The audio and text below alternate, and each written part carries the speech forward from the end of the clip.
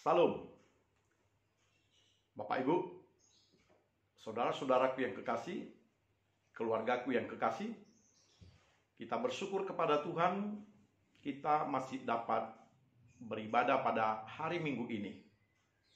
Kita akan mendengarkan sabda Tuhan. Bapak Ibu, saudara-saudara, mari kita berdoa. Kami bersyukur kepada Tuhan atas kebaikan Tuhan yang memberikan kepada kami waktu yang indah pada hari Minggu ini mendengarkan sabda Tuhan. Berbicaralah Tuhan kepada kami dan berikan kami hikmat daripada Allah agar kami memahami firman Tuhan. Di dalam nama Yesus Kristus kami berdoa. Amin. Bapak Ibu, saudara-saudaraku, firman Tuhan yang menjadi renungan bagi kita adalah dari kitab Injil Markus pasal 6 ayat 30 sampai 34 dan kemudian ayat 53 sampai 56. Saya akan membacakan kepada Bapak Ibu dan saudara-saudara keluargaku yang kekasih. Demikian sabda Tuhan kepada kita. Kemudian rasul-rasul itu kembali berkumpul dengan Yesus dan memberitahukan kepadanya semua yang mereka kerjakan dan ajarkan. Lalu ia berkata kepada mereka, "Marilah ke tempat yang sunyi, supaya kita sendirian, dan beristirahatlah seketika, sebab memang begitu banyaknya orang yang datang dan yang pergi, sehingga makan pun mereka tidak sempat." Maka berangkatlah mereka untuk mengasingkan diri dengan perahu ke tempat yang sunyi. Tetapi pada waktu mereka bertolak, banyak orang melihat mereka dan mengetahui tujuan mereka. Dengan mengambil jalan darat, segeralah datang orang dari semua kota ke tempat itu, sehingga mendahului mereka. Ketika Yesus mendarat, ia melihat sejumlah besar orang banyak, maka tergeraklah hatinya oleh belas kasihan kepada mereka, karena mereka seperti domba yang tidak mempunyai gembala. Lalu mulailah ia mengajarkan banyak hal kepada mereka. Setibanya di seberang, Yesus dan murid-muridnya mendarat di Genesaret dan berlabuh di situ. Ketika mereka keluar dari perahu, orang segera mengenal Yesus. Maka berlari-larilah mereka ke seluruh daerah itu dan mulai mengusung orang-orang sakit di atas tilamnya kepada Yesus, di mana saja kabarnya ia berada. Kemanapun ia pergi, ke desa-desa, ke kota-kota, atau kampung-kampung, orang meletakkan orang-orang sakit di pasar dan memohon kepadanya supaya mereka diperkenankan hanya menjama jubah-jubahnya saja, dan semua orang yang menjama menjadi sembuh. Amin. Saudara-saudara, di dalam cerita ini dikatakan bahwa betapa banyaknya orang yang mencari Yesus, dan mereka merindukan Yesus mengajar mereka tentang firman Tuhan. Mereka merindukan Yesus menyembuhkan orang-orang yang sakit, dan mereka menginginkan agar Yesus memberikan kepada mereka kehidupan yang penuh sukacita. Bapak, Ibu, saudara-saudara, mereka bekerja tanpa lelah. Mereka pergi ke desa-desa, ke kampung-kampung, ke kota-kota, dan orang banyak mengenal mereka, bahwa inilah Yesus bersama dengan murid-muridnya. Sehingga kemanapun mereka pergi, orang banyak berbondong-bondong untuk menyongsong mereka. Ini sesuatu yang sangat luar biasa. Kerinduan yang sangat luar biasa. Tetapi ini juga terjadi oleh karena dikatakan di dalam ayat 34, karena mereka seperti domba yang tidak punya gembala.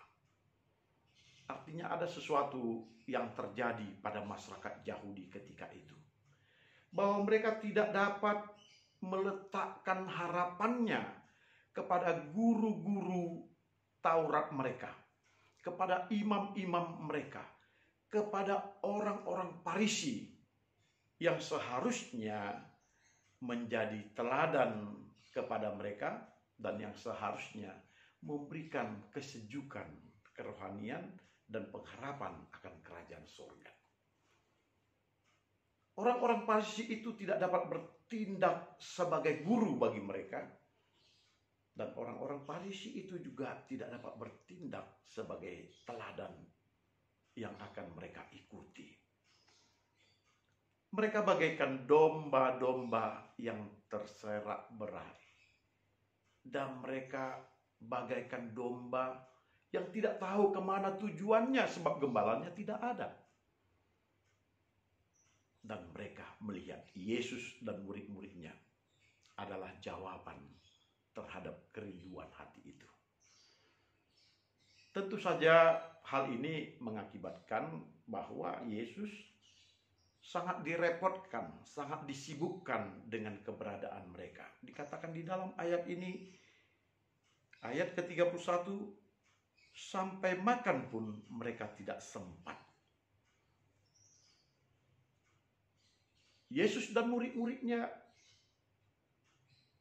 mengajar orang banyak, melayani orang banyak, membimbing orang banyak, memberikan berbagai bimbingan dan sukacita.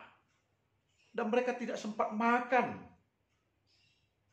karena orang banyak sangat antusias dan berkeinginan agar mereka dilayani.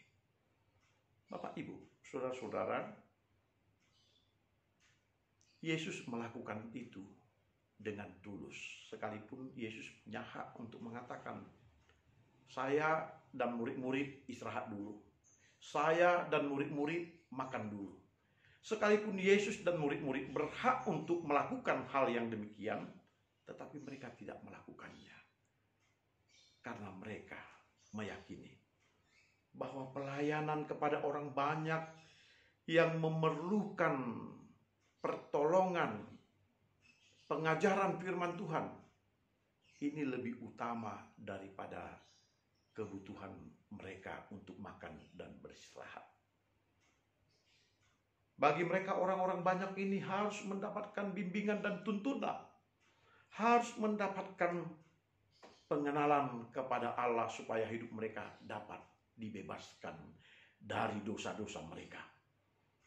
Mereka harus mendapatkan pengajaran yang benar supaya mereka mencari Allah dan membiarkan diri mereka untuk hidup dalam persekutuan dengan Allah. Saudara-saudaraku,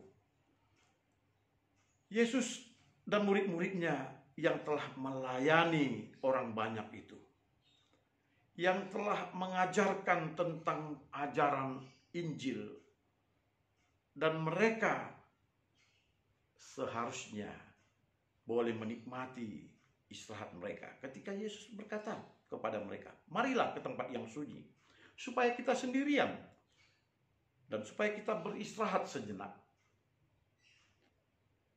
Mereka seharusnya melakukan hal yang demikian sebab tubuh mereka juga lemah, tubuh mereka juga membutuhkan istirahat, tubuh mereka membutuhkan makanan.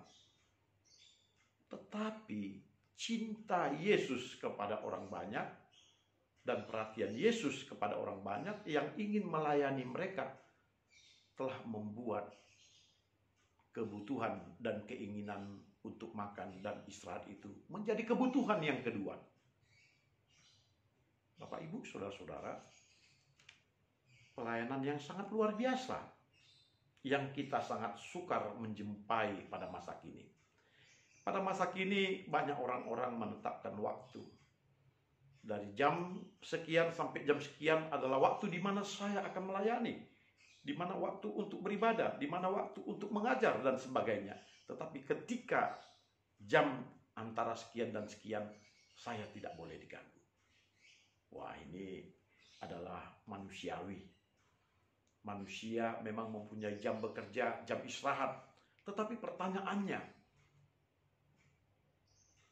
apakah orang banyak yang sedang membutuhkan bantuan untuk kebebasannya dari dosanya, kebebasannya dari penyakitnya, kebebasannya dari tekanan iblis?